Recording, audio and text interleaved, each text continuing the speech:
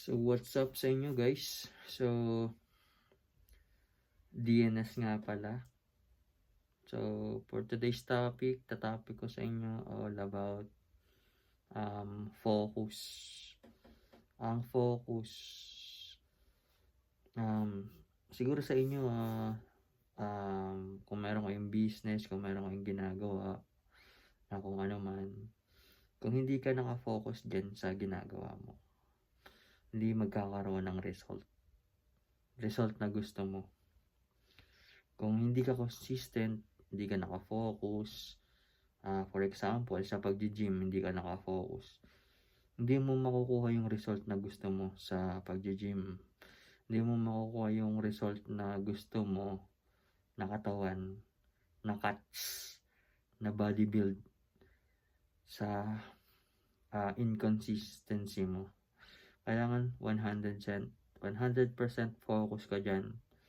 Kung 7 times a week ka nag-gym or 5 times a week, kailangan mong fokusan sa loob ng isang taon.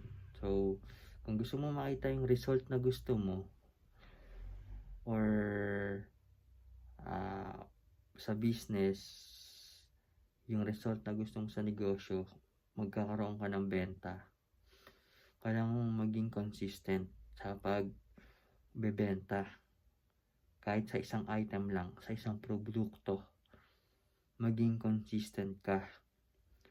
Kahit isang item lang yan, kung consistent ka naman dyan, makikita ng buong market mo na may ganyan ka binibenta.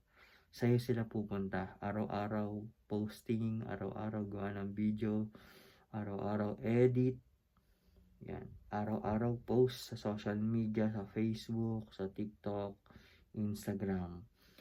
Kasi makikita ng audience mo na may ganyan ka, hindi man sila bibili ngayon or hindi man nila gusto ngayon, pero once na maisipan nila na bumili or may hinahanap silang product, tapos nakita nila sa'yo sila pupunta. So, kailangan maging consistent ka lang sa ginagawa mo. Sa pag-gym mo, kung gusto mo may ma-improve yan, yung katawan mo. Kung payat ka, mag-gym ka para magkaroon ka ng muscle sa katawan. Para magkaroon ng hubog yung katawan mo. Huwag kang tumigil. Huwag kang tumigil sa ginagawa mo. Magkakaroon din ng saysayang pagiging focus mo. Laser focus lang. Mag-laser focus ka lang dyan at huwag mong hahayaan na hindi mo gawin yan. Araw-araw gawin mo. Araw-araw gawin mo lang yan hanggang sa magkaroon ng resulta. Walang taong focus tapos di nagkaroon ng resulta. Walang ganon. Hindi ako naniniwala doon at kailangan focus ka lang sa ginagawa mo. Focus ang kailangan mo para magkaroon na ng bunga yung ginagawa mo. Okay? Focus lang. Huwag kang mawawala ng pag-asa dyan sa ginagawa mo. Focus lang. Basta may isang item ka lang. Isang item, kahit anong item yan. Post mo araw-araw post, araw-araw gawa ng video. Sige lang, ituloy mo lang yan. Hanggang sa magkaroon ng resulta yung ginagawa mo. Hanggang sa magkaroon ng resulta. Sa pagbi-business ko, kailan ko lang nalaman yung focus na yan. Kailan ko lang nasama focus na yan. Fokusan mo hanggang magkaroon ng resulta, hanggang magsawa sila. Panibago na naman, focus na naman, sige focus na naman, hanggang sa magkaroon ng resulta. Focus lang. Huwag kang aayaw, huwag kang susuko sa ginagawa mo. Huwag mong sukuan. Kasi yun ang magiging panlaban mo sa iba, competitor. Kaya hindi sila nagwawagi. Kasi paiba sila silang Paiba-iba sila ng produkto. Ikaw focus lang, katulad ng Watson, focus sila sa mga beauty products, di ba? Katulad ng Mercury, focus sila sa mga medicine, di ba? Parang ganun lang. Focus lang lagi. Paano ba matatanim sa utak mo yung mga ibang brand? Paano? Sige, nakita mo sila, di ba? Nakita mo sila sa TV. Nakita mo sila sa billboard. Nakita mo sa TV, yun ang laging ina-advertise nila. Nakita mo sa billboard, yung pa rin. Kasi nakapokus sila sa isang produkto. Ang Jollibee sa hamburger. Yun ang lagi mo nakikita sa billboard, hamburger. Sa TV, ganun din, hamburger din. Diba? Ang McDo, sa fries. Tingin ko sa fries sila. Kasi yung lagi ko nakikita sa kanila, yun ang masarap sa kanila fries Diba? So, laser focus ka lang dapat. Huwag kang lilihis. Huwag kang lilihis sa ginagawa mo. Weeks pa nga lang, isang buwan pa lang ginagawa mo, ayaw ka na, hindi ka nakafocus. Ibang product na naman.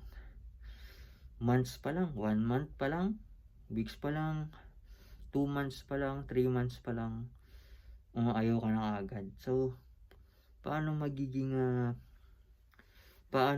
magiging makakarating sa gusto mong puntahan kung inconsistent ka?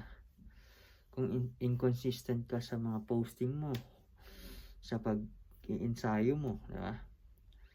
Kung si Manny Pacquiao, hindi na siya nag-ensayo sa pagbaboxing niya, sa buong career niya, tingin mo magiging world champion ba siya? Sa tingin ko hindi, kasi nakafocus lang siya dun sa boxing Nag-basketball siya, pero kilala pa rin natin siya sa boxing, diba? Sa boxing pa rin siya naman nakilala. Nag-basketball, naging artista, naging singer, diba? Pero naging negosyante. Pero makikita mo, kahit marami siyang ginawa, focus pa rin siya doon sa boxing, diba? Ilang months niya, ilang years, ilang decades niya tinabaho yung pagbaboxing niya. Ilang day, ilang gabi, ilang days, ilang years siya nag-focus dun. Kaya siya nakilala. Kahit anong pang gawin niya, makikilala mo pa rin si Manny Pacquiao sa pagbaboxing. Sa pagbaboxing mo pa rin talaga siya makikilala. Kahit anong pang gawin niya, yun ang tinatak niya sa mga tao. Yun ang tinatak niya sa atin, sa ating mga nanonood sa kanya. Boxing lang talaga. So, yun ang kailangan mong gawin.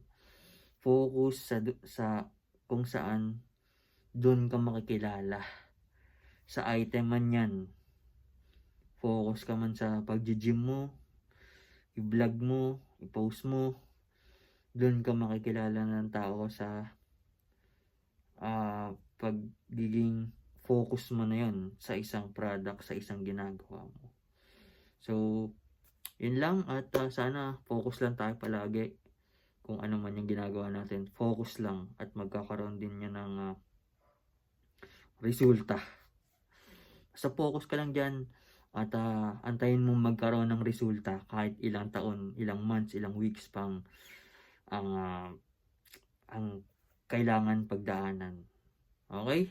So, kita-kits tayo sa next vlog at sana i-follow nyo ako dito sa aking channel at sana'y may natutunan kayo doon sa mga ating topic na yan at kita-kits, peace out.